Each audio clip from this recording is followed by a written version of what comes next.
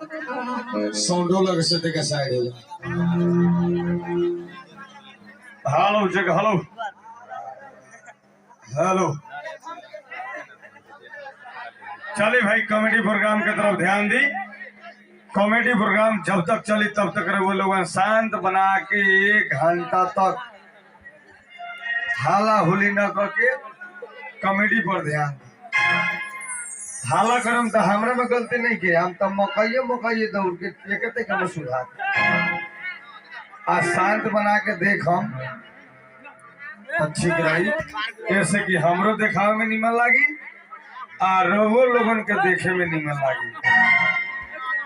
ऐसे हम कहूँ कि शांत बना के देखी कॉमेडी प्रोग्राम चली। अगर जाते जाते रात भर के लिए हम बने 1 घंटा के बाद में हम चल जाए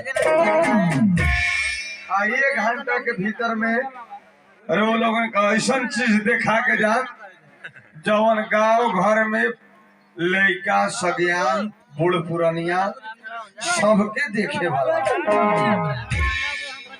कॉमेडी ऐसे करम गाँव घर में कि सब लोग देखे।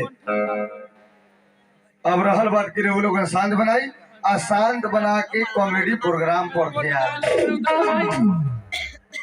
अब 1 सेकंड खातिर एगो हम ऑफर दशहरा के उपलब्ध पर एगो ऑफर बा हमर।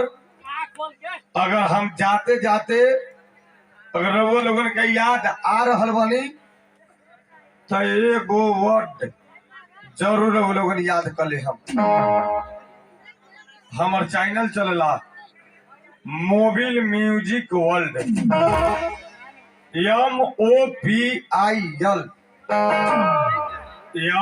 MOBIL Mobil.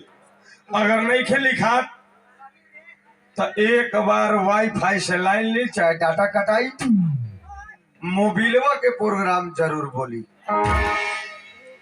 कामेश्वर के प्रोग्राम ना, कामेश्वर भाई के कॉमेडी कामेश्वर के हमारा नाम से चैनल बहुत बा लेकिन सब चैनल पर हम ना आइले।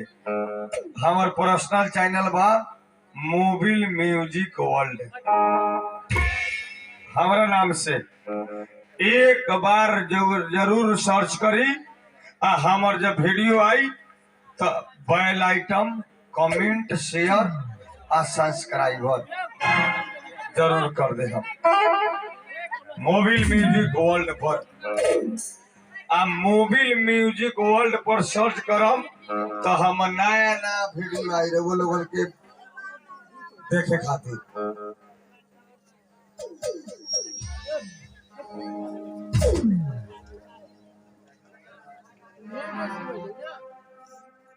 हेलो